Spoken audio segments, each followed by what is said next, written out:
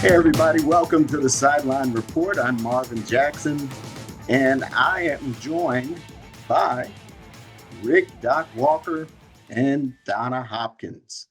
After a big game up in Baltimore, I call it the Freeway BW Parkway Bowl. Some people call it the Beltway Bowl, but it was actually it had a little bit of a I guess, playoff type atmosphere because there were so many people from this area who were rooting for both teams. But it came out that the Ravens won a tough game, 30-23. And I've got Rick here to talk about that, and Donna. They were both there. Rick Walker is the Commanders Postgame host. And Rick, talk about your past a little bit. I know you don't like to talk about the past, but just give people an idea. I mean, you won a Rose Bowl, you won a Super Bowl, you won a bunch of things, man. Talk about you a little bit. Well, the biggest thing I've done has been able to co-host a show with Donna Hopkins and Tony McGee and Gary Clark and the guys. So it earned me that right with Pro Football Plus, and to be able to be around the game. And our product has been so bad here of late that I'm so excited about. We have a respectable product, one that can win. It didn't win in Baltimore, but I respect the Ravens. They're one of my favorite football programs on earth.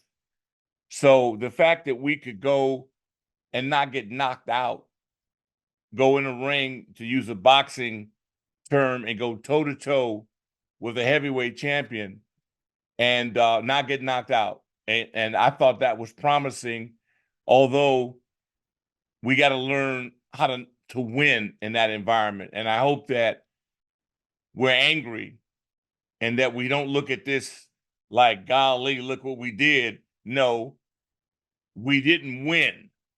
And I hope that the idea that we didn't win irritates them enough so they don't get cocky and get overconfident this week against Carolina. Washington Commanders were one of the top teams, or maybe the top team, on third down coming into that game. And the Ravens wanted to stop that, Donna. Yeah, but you look at the Ravens and I look at what they learned early on in the season. I think Zay Flowers said it best, is that they put the ball in Derrick Henry's hands these last 4 games that they won, and he's done that damage. When you look at the third downs for this Commanders team, everybody knew Brian Robinson is gone, next man up. Of course it is, but they miss a Brian Robinson still. And we knew that the Ravens were one of the top defense in stopping the run. So they were going to take that away. They took it away from Jayden Daniels too, and what he does as far as his running abilities, because they had a person that was following him around and took away some of that from him. But what I really probably didn't like, I like the fight in the Commanders, that they were in the game to the very end. Games that they normally wouldn't have been in past years. You know, Kingsbury, I thought that he was a little more conservative this week against Baltimore. And I understand the Baltimore's defense, their secondary was the weak area of this team. If you look at any area in Baltimore's defense or with this team, is in the secondary. And I didn't think that the Commanders exposed it enough by hitting downfield more than what they did. They didn't hit downfield to Zach until late in the fourth quarter. And I thought that that was something that I didn't see that they really attacked a lot more. If the running game is going to be taken away from you for the most part, then you have to expose their weakness, which to me is downfield, which I did not see. But they faced a tough team in Baltimore. And I think the players, Rick was saying that he hopes they learn and don't take Carolina light. I think that they, with what I heard from the players and everything, they said that this is a good game. Even though they lost it, it's a good game for them moving forward in what they have to do to overcome a team like the Baltimore Ravens. Yeah, Rick. Rick. Yeah, she nailed it. I think it's good to be disappointed that you didn't win a game that you didn't play your best at. We left plays on the table. That was not our best effort. And yet we were, for a large portion of the game, we were within 7 to 10 points from actually competing to win the game. So that's what I enjoyed, but we got to get more pressure. It elevated our flaws and not having edge pressure.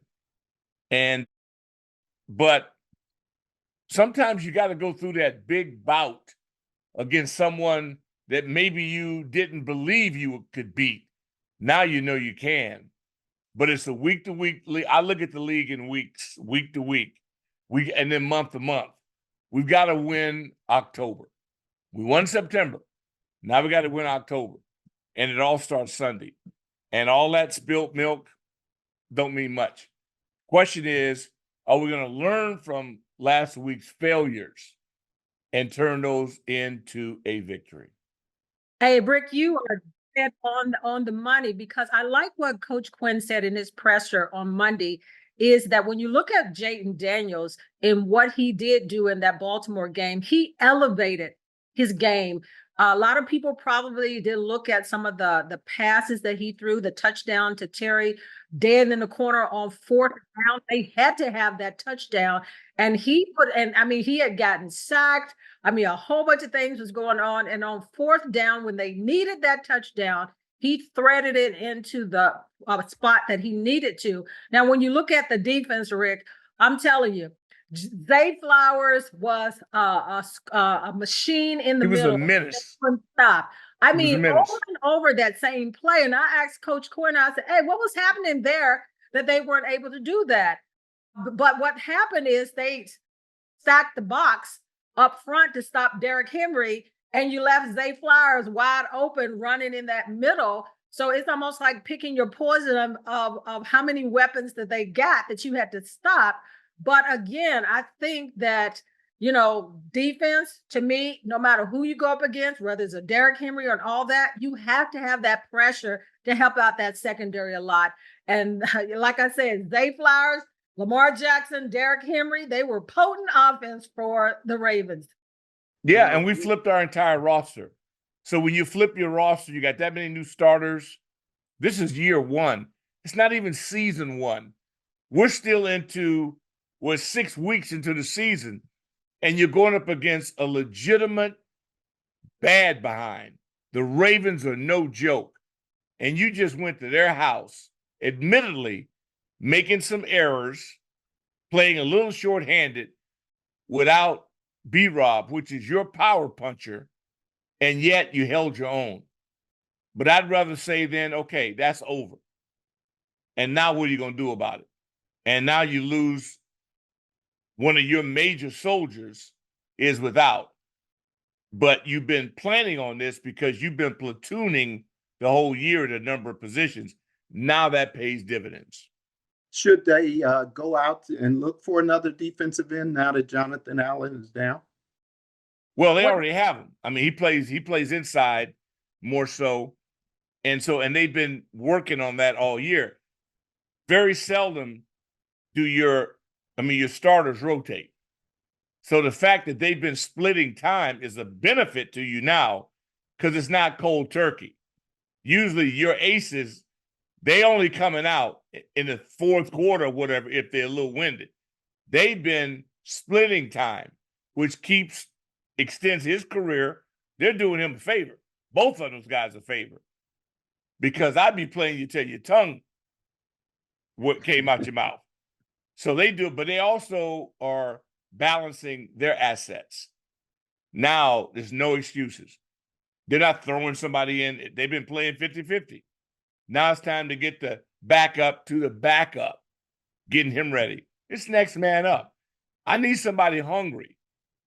Love those guys, but we've been in last place with that entire lineup we've had here. It's time to move forward. It's time to get in, get your action going. Let's move forward. I'm not in love with nobody on the team that's in last place every year. I'm trying to build a championship roster. and it's for winners only. Hey, Rick, and let's go back to training camp a little bit. Marvin, you asked as far as should they be going out. Dan Quinn said in training camp, the first thing he said is they're not looking at starters as far as the tag that we put on starters. They were equipping, like Doc just said, second player, third player, not with saying the second string or anything like that. They were getting these guys ready that if anybody went down, anybody could step in. And that's how they pretty much put this together from OTAs, training camp, and everything. And the other person that we didn't mention that it will probably be out this week is Armstrong, who has played well. Him and Mathis, to me, have played pretty solid over these last 3 games. And Armstrong went out early, I think the first half, and he may not play this week. So not only you're talking about John Allen being out, but you're talking about Armstrong being out also. So again, they've been putting players in position that if anybody goes down, anybody should be able to step up and play. And I love Jerron. I love them dudes. But they'd be the first to tell you, hey man, it's the position of whoever has their hand in the dirt. It's pulling for the team, and I need somebody that's hungry. I need somebody that wants the bag they have, and so if you got guys that are holding positions down and your team's in last place, you got a bad evaluator. Yeah, I'm looking for people in first place to hold jobs. To me, I ain't got no starters on the last place team. As fans, you always show up big.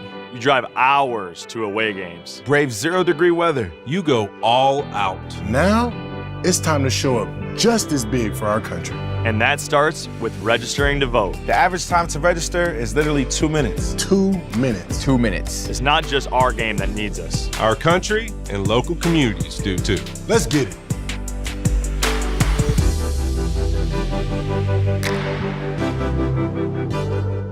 Welcome back, everyone, to the Sideline Report. Marvin Jackson here with Donna Hopkins and our special guest, Rick Doc Walker. And we're just talking some ball, talking about this upcoming game. Well, actually, the 3 upcoming games, because as Rick said, we got to win October. And the 3 upcoming games, we don't want to look past Carolina, but that Chicago game is being really built up to be a great matchup between the 2 rookie quarterbacks that were drafted 1 and 2 this year. Both of them are Heisman Trophy winners. That's going to be a great game. And then you got to go to New York after that game and play the New York Football Giants. And they're having a hard year, but you never know. I mean, we always have difficult times playing New York. So, but let's first talk about those matchups with Carolina. They got a quarterback he's been around a little bit. They replaced their number 1 draft pick. And what do you think about that, Doc, about what's going on in Carolina? I mean, it just doesn't look good down there. Well, I was hoping they'd bring the other kid back, and I'd love to play against him out of Alabama because I'm scared of the experienced quarterbacks in this league that I can't bluff, and they're going to throw me the ball, errant passes. See, this league, we know here, having hired some of the horrible people that we've hired, half this league is insane. They don't know what they're doing. The hires are bad. The coaches are awful. And the players are a reflection of that. The fact that a guy like Joe Flacco should still be in Cleveland. And Cleveland would probably be awful hard to beat. And the same thing with, if you look at Tampa Bay, it was going on with their quarterback situation. So quarterbacks are very hard to get and to develop, to protect, and they cost people jobs, as we well know, as we've gone through a 15-year drought. Now you know what it's like that we have one. Well, they struck. I don't know if this kid can play. He was pretty good at Alabama, surrounded by the King's Court. He's going to always be his height. You can't change his height.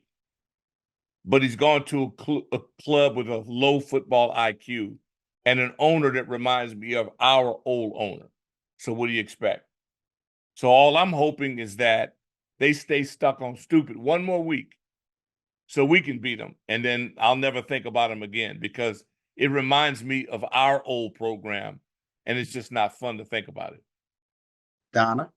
Yeah, I mean, Carolina is one of those teams that you look at what they've done this year and they just stumbled over and tripped over their own feet.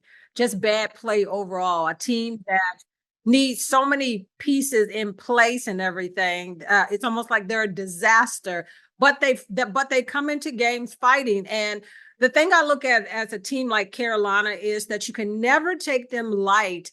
Like Rick said, they're not doing anything right pretty much as a team as far as turning the page to win, but that's a dangerous team to me. But what I look at is what is the Commanders, what do they have to do more so than Carolina? What did they learn from the Baltimore game and going into this Carolina game? What did they need to improve on from that Baltimore game? Because they have all the tools, this Commanders team, as far as the running game, passing game. Defensively, I think that they have to get back on track this week because they got tripped up a little bit last week against the Baltimore Ravens, but they are the Baltimore Ravens. But again, this Washington team has to go into attack mode. They have to take the life out of them, the breath out of them from the beginning of this game. So as bad as Carolina is, you can't look at that because they are an NFL team. You got to go play them.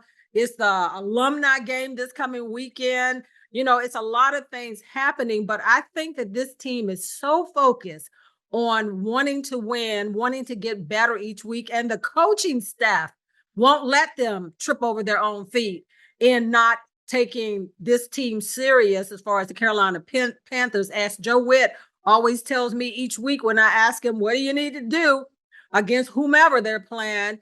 And he said, he lays out everything that they have to do. And I think that this team is experienced enough this year and focused enough that they know what their task is ahead against the Panthers. Well, right after that, they got to play Chicago Bears with hometown product.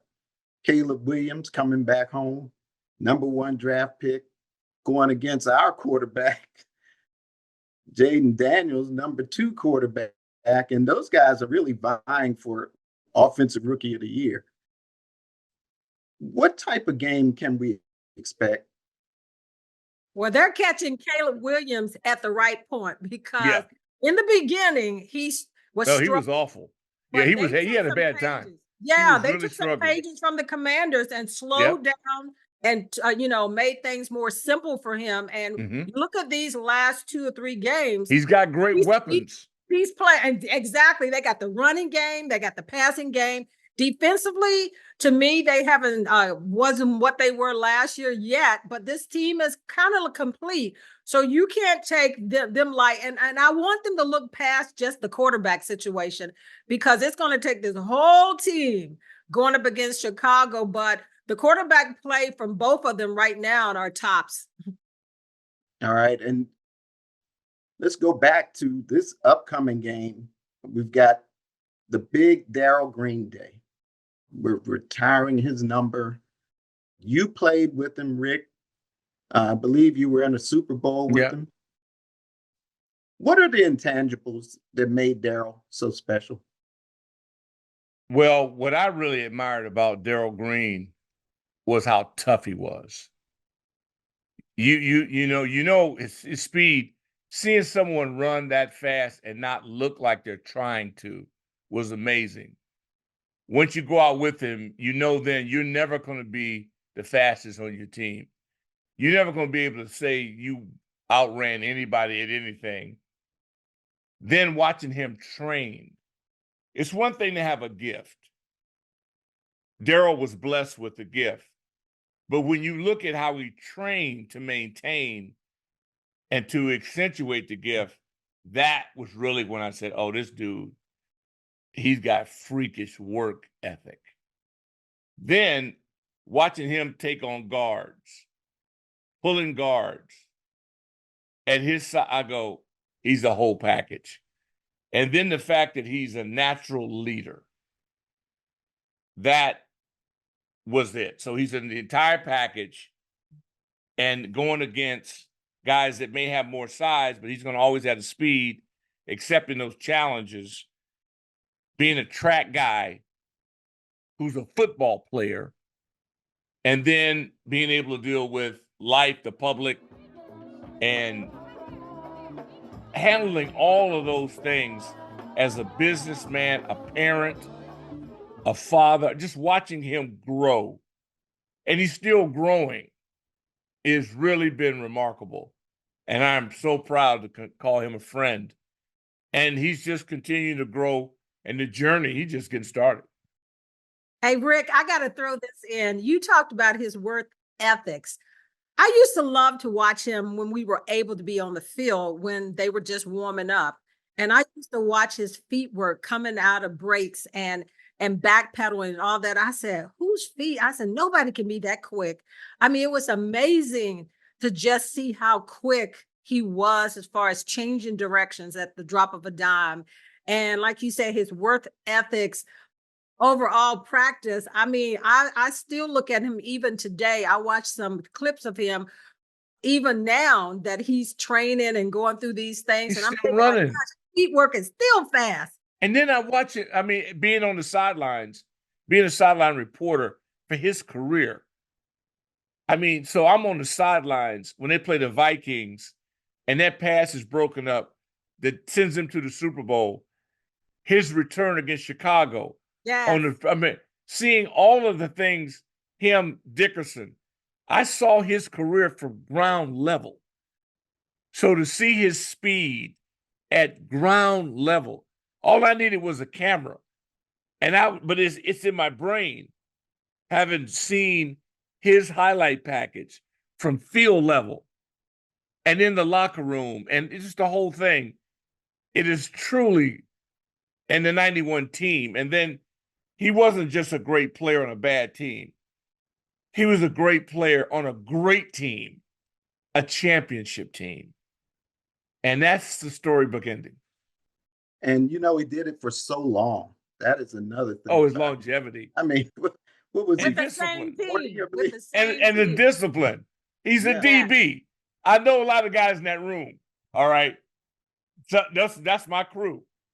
And this dude survived them dudes. He survived his own teammates. I mean, that's the thing that's crazy about it. And you don't usually find a guy that has that many things going for him and has the respect and admiration of guys from all different walks of the life. There's no color blind barriers, ethnicity, but he's a man of the people. And his faith. Also, a guy with his faith so central, others would turn or would know. He's embraced by all. You know what I mean? And it's like he's a powerful individual. And we've seen a lot of him. And for all of that to be in Washington, I've always felt like he will ultimately end up in Washington for more than being a player and an owner, operator, scholar, all these other things. I do believe his true calling is to be on the Hill and to have an influence that really reaches a broader scale and a much broader audience, because the country needs to listen to what Darrell Green has to say. Well, thanks so much. We had a good time listening to what you had to say today. I mean, always. Well, I figured with Lou Holden not on, I had a chance to express myself. Usually, you know, if the PhD is there, I usually don't get a chance to say too much. So I thought I'd take advantage of this. All right. Well, we appreciate you. Thank you. Thanks for having me. We'll see you out at the stadium this weekend. All right. Good deal. God bless. Stilettos in here on the ground. There you go. All right. Well, my man, Rick Doc Walker and Donna Hopkins, thanks so much. And thanks everyone for joining us. And we'll see you next week on the Sideline. Take care, everybody.